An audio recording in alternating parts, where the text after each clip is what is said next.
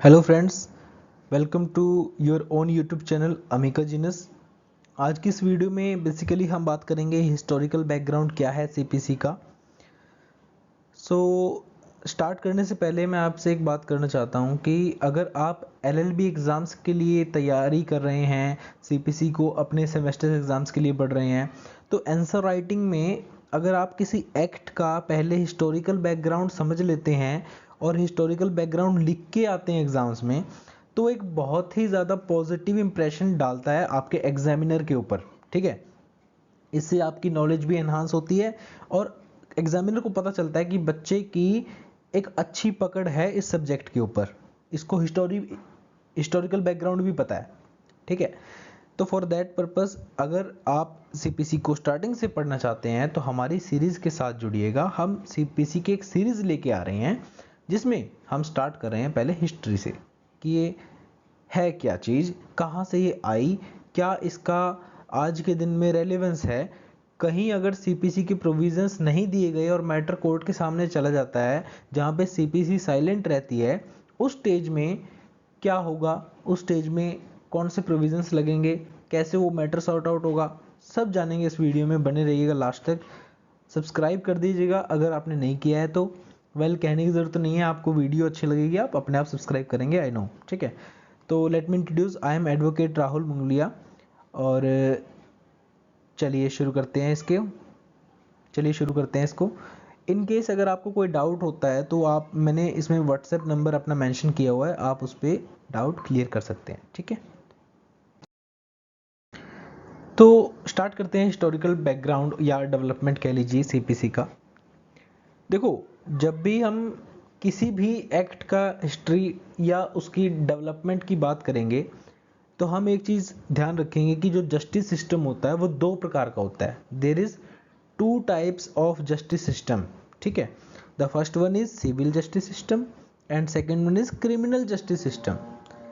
ठीक है, जब भी कोई सिविल जस्टिस सिस्टम की हम बात करते हैं तो हमेशा जो एंड प्रोडक्ट होता है सिविल जस्टिस सिस्टम का, वो एंड होता है कैसे, या तो कॉम्पनसेशन दिया जाता है, या स्पेसिफिक परफॉर्मेंस की जाती है, या स्टेटस क्यू किया जाता है। इसका क्या मतलब है? इसका मतलब है कि जब कभी भी कोई सिविल सूट फाइल किया जाता है तो जब भी वो डिक्री आएगी ना, जो जजमेंट आएगा, जो डिक्री आएगी, जब उसका एग्जीक्यूशन होगा तो उसके अंदर क्या दिया जाएगा, या तो उस पार्टी को, जो जिस पार्टी का कोई लीगल राइट इन्फ्रिंज हुआ है, जिसने प्लेंट दायर की है बेसिकली, उसको या तो कंपनसेशन दिया जाएगा कोर्ट की तरफ से, या कोर्ट डिक्री में ये देगी कि भाई स्पेसिफिक परफॉर्मेंस करो इस एक्ट की।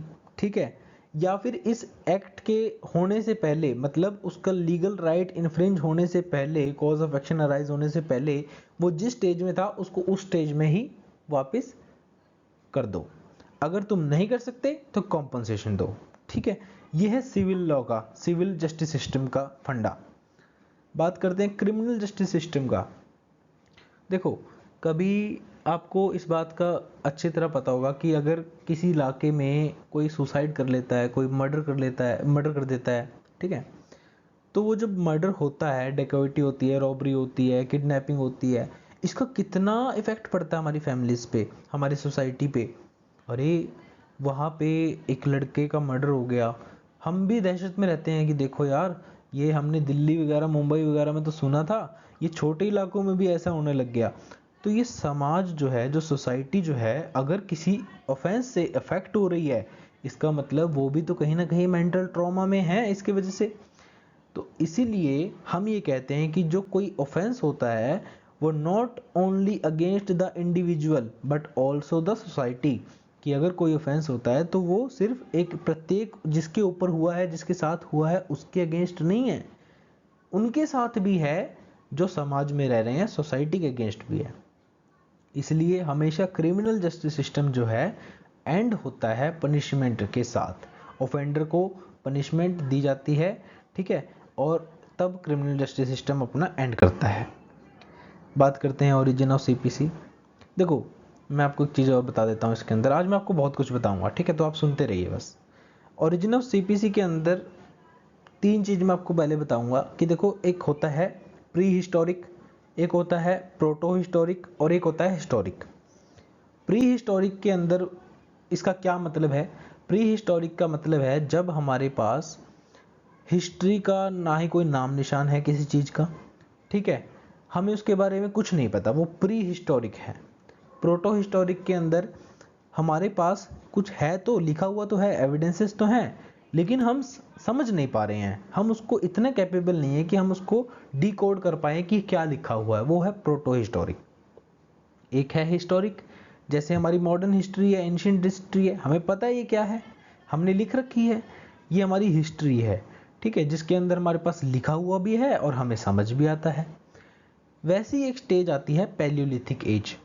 पैलियोलिथिक एज के अंदर क्या होता है, जब लोग ये समझते हैं कि जिसकी लाठी उसकी भैंस, ठीक है, माइट इज राइट, ठीक है, ये जब कंसेप्ट था तब धीरे धीरे क्या हुआ, लोगों को ये समझ में आने लगा कि यार हम जो लोग हैं वो पैलियोलिथिक के लिए नहीं बने हुए हैं।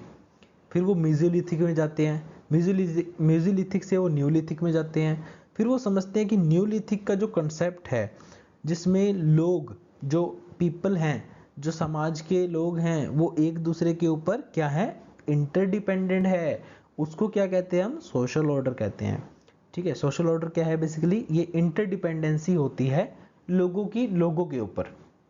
बेसिकली एक अच्छा एग्जांपल देना चाहूँगा, जैसे मार्केट है, मार्केट में शॉप्स हैं, वो शॉप्स किसके लिए हैं, कस्टमर्स के लिए हैं, और कस्टमर्स क्या करते हैं, कस्टमर डिपेंडेंट है शॉपकीपर पे, कि हम पैसा तो हमारे पास है लेकिन पैसे को क्या करेंगे, खाएंगे थोड़ी, हमें जो चीज़ चाहिए, जो हमारी यूटिलिटी है, वो तो हमें शॉप से ही मिलेगी ना।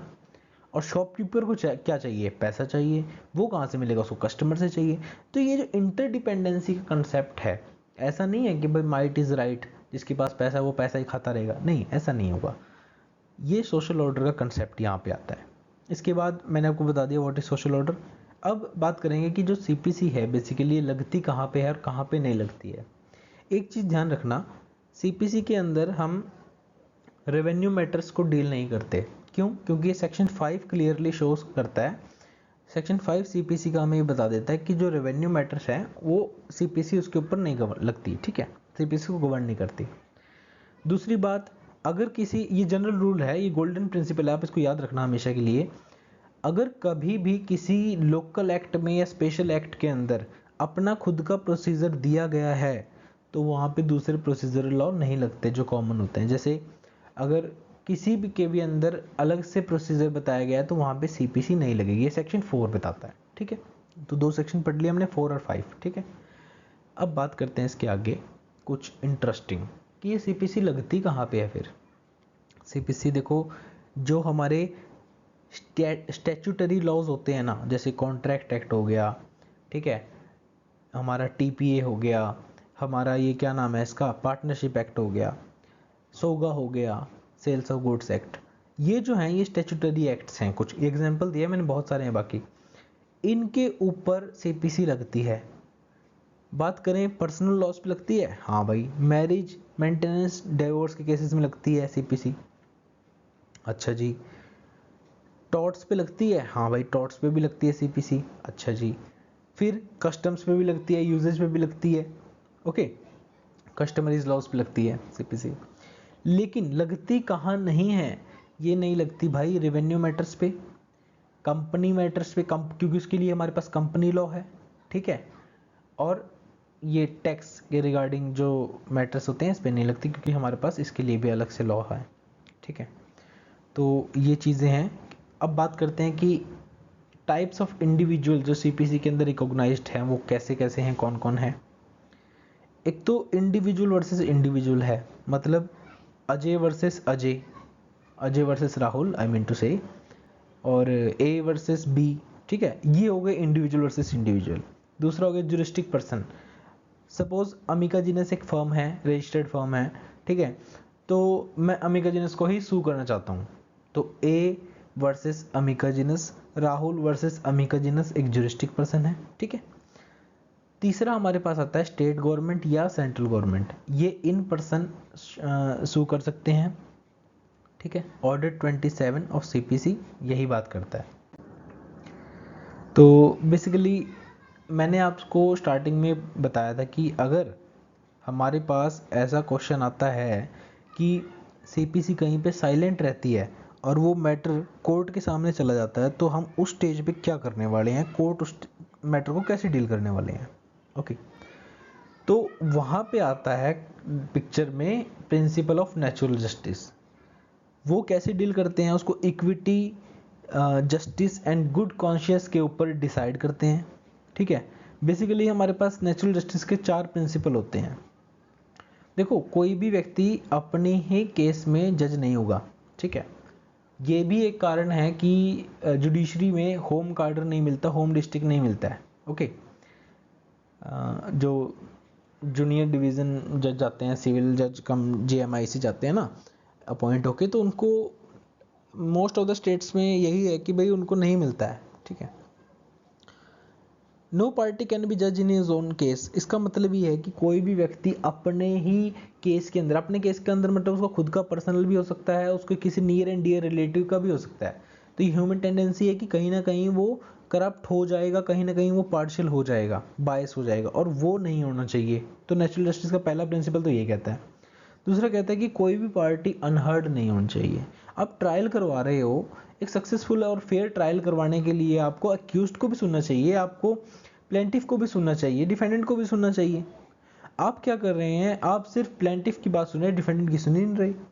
तो ये क्या है, नेचुरल जस्टिस के प्रिंसिपल का वायलेशन है। थर्ड है कि कोई भी पार्टी जो है उसको हम प्रोसीडिंग से डिप्राइव नहीं कर सकते हैं, और अगर प्रोसीडिंग रिलेटेड टू लाइफ या प्रॉपर्टी है फिर तो उसके सामने ही प्रोसीडिंग होगी। ठीक है, फिर तो पार्टीज के सामने ही होगी, पीछे से नहीं है कि वैसे पार्टी आई नहीं आप पीछे से प्रोसीडिंग कर रहे हो। ठीक है, तो बेसिकली ये जो था ये सारा आपका introductory part plus historical background था सीपीसी का। If you like this, kindly like our video, subscribe our channel और शेयर विद योर फ्रेंड्स। ठीक है, और ये और इंग्लिश वाला और नहीं है, हिंदी वाला और है। ठीक है, कि and share with your friends. Okay, thank you so much.